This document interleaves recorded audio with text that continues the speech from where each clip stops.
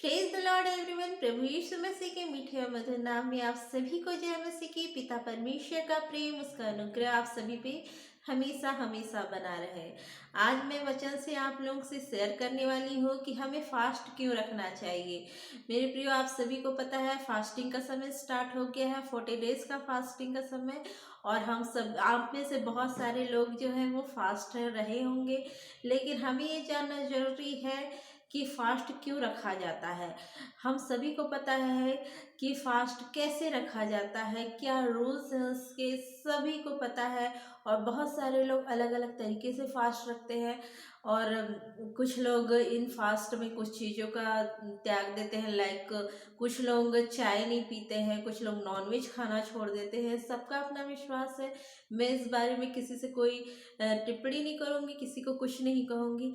पर इम्पॉर्टेंट ये है सबसे ज़्यादा कि हमें फास्ट क्यों रखना चाहिए, क्यों रखा जाता है फास्ट। तो उसका पहला कारण ये है मेरे प्रियो, जो प्रभु ने मुझे बताया, जो प्रभु के वचन के द्वारा जो मैं सीखी, वो मैं आप लोगों से शेयर करना चाहती हूँ।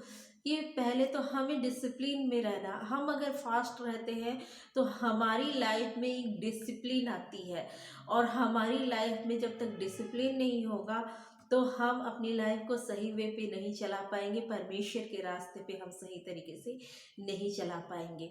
तो फास्ट इसलिए रखा जाता है कि हमारा लाइफ जो है वो, हमारी लाइफ स्टाइल जो है वो डिसिप्लिन में रहे। दूसरा ये कारण है मेरे प्रियो कि हमें अपनी बॉडी को कंट्रोल करना है। और वो किस चीज़ से कंट्रोल करना है? फूड। हम बहुत ज़्यादा फूडी हो जाते हैं, कई बार हम बहुत ज़्यादा फूडी हो जाते हैं। तो उससे हमारी जो बॉडी है उसको बहुत ज़्यादा नुकसान होता है, वेट बढ़ता है, बहुत सारी बीमारियां होती हैं और बहुत सारी तकलीफ़ें हो जाती है। तो उस चीज़ से बचने के लिए बॉडी कंट्रोल, जब हम फास्ट रहते हैं तो हमारी बॉडी को कंट्रोल करना ज़रूरी। उससे क्या होता है, हमारा बॉडी कंट्रोल होता है उससे। तो फूड जो है वो बहुत ज़्यादा एक्सेस में जब हम खाने लग जाते हैं तो अगर हम फास्ट रहते हैं तो उसमें हमारा कंट्रोल होता है। दूसरा, सजना संवरना। मेरे प्रियो, अगर हम फास्ट रहते हैं तो ये किस तरीके से होता है मैं आप लोगों को भी आगे भी बताऊंगी। देखिए, अगर हम बहुत ज़्यादा सस्ते संवरते हैं, बहुत ज़्यादा ओवर मेकअप में हमेशा रहते हैं, खासकर मैं लेडीज़ों की, गर्ल्स की बात करूँगी, कि कभी कभी अगर हम शादी फंक्शन में जा रहे हैं और आप बहुत ज़्यादा तैयार हुए हैं, मेकअप किए हैं, तो ठीक है, वो समझ में आता है। बट अगर आप हमेशा हर ओकेशन में, या सॉरी ओकेशन बोल रही है, हर बार अगर आप घर से बाहर निकल रहे हैं या घर में भी बैठे हैं और आप बहुत ज़्यादा मेकअप में बैठे हुए हैं, तो ये सही नहीं है मेरे प्रियो, ये सही नहीं है।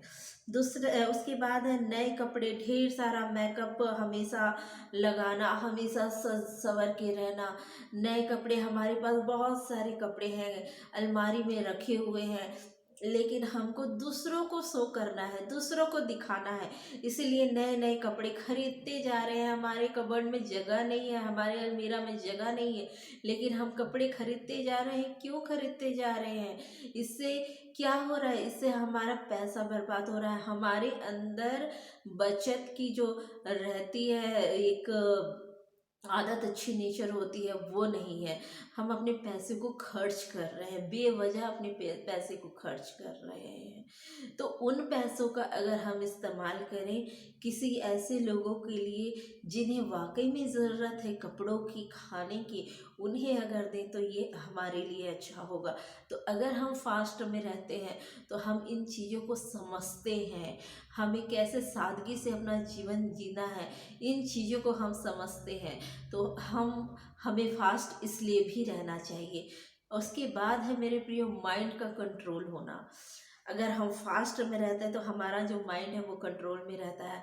हमें फिल्मी गानों की ज़रूरत नहीं है मेरे प्रियो। हमारा जो स्तुति सॉन्ग है, जब हम खुद से बनाते हैं, जब हम प्रभु के करीब जाते हैं, तो हम जो स्तुति करते हैं वो इन फिल्मी गानों से कहीं ज़्यादा बेहतर होता है। इतने सारे क्रिश्चियन सॉन्ग्स हैं, इतने सारे गॉस्पेल सिंगर्स हैं जो इतने सुंदर सुंदर गीत गाते हैं, गीत लिखे हैं, उन्हें गाना है। जब हम फास्टिंग में रहते हैं तो फिल्मी गानों से दूर रहिए। और इन सब में, गॉस्पल सॉन्ग्स में और स्तुति में, इसमें अपना जीवन बिताइए।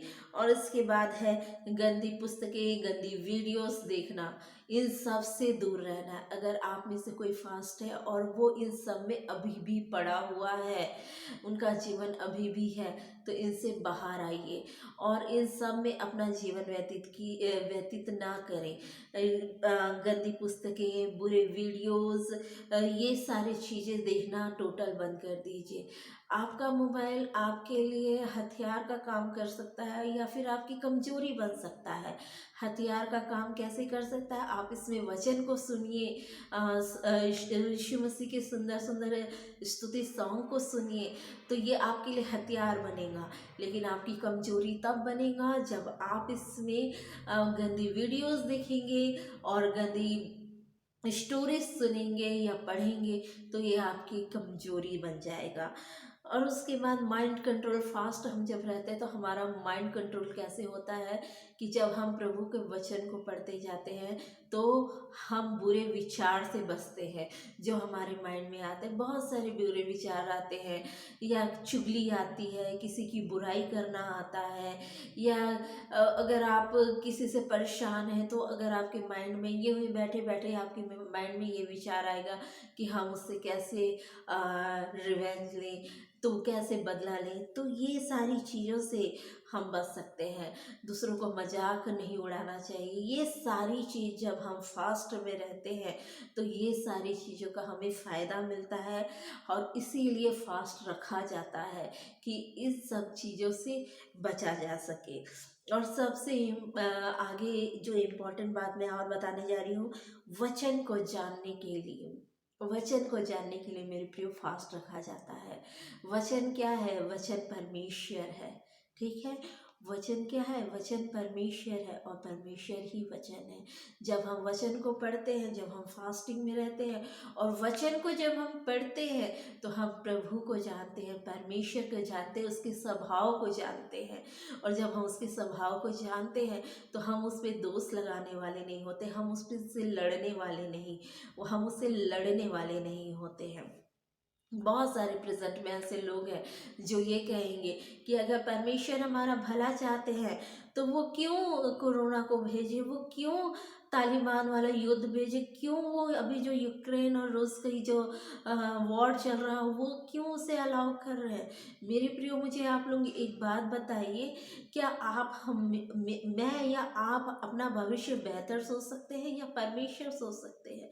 बहुत सारे ऐसे लोग हैं जो ये बोलते हैं कि बहुत सारे मसीही हैं जिनको नुकसान हो रहा है इन देशों में है, ये कोरोना में जो चले गए, जो नहीं रहे। मेरे प्रियो, परमेश्वर उनका भला हमसे ज़्यादा अच्छा सोचते हैं, इस बात को मानिए।